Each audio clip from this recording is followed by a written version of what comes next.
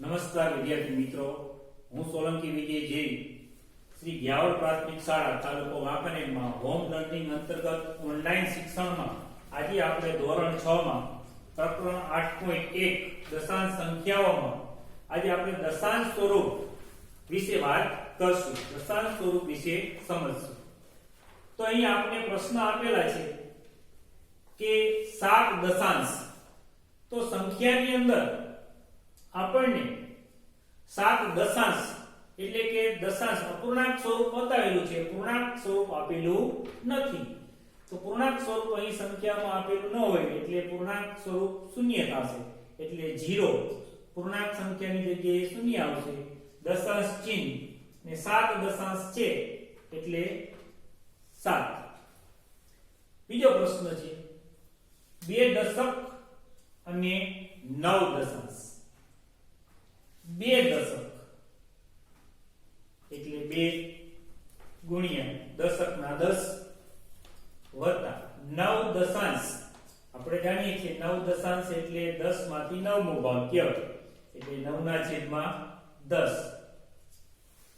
ગુણાકાર કરીએ. 2 10 20 વત્તા 9 દશાંશ એટલે 0.9. સરવાળો કરીએ. 20 વત્તા 0.9 બરાબર 20.9.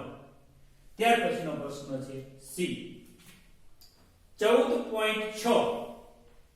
તો અહીં આપણને સીધું સ્વરૂપ આપેલું છે એટલે આપણે 14 ના 14 પોઈન્ટ એટલે દશાંશ ચિહ્ન મૂકશું. 6 ના 6 મળી ગયો જવાબ.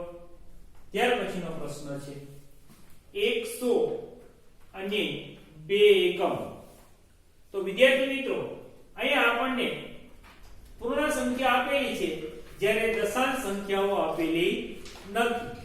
તો આપણે 100 તો 1 ગુણ્યા 100 એટલે 100 થશે. અને કેટલા એકમ છે? 2 એકમ એટલે કે 2 ગુણ્યા 1 એટલે કે 2 થશે. એટલે 100 વત્તા 2 એટલે કેટલા થશે? 100 વત્તા 2 એટલે 102.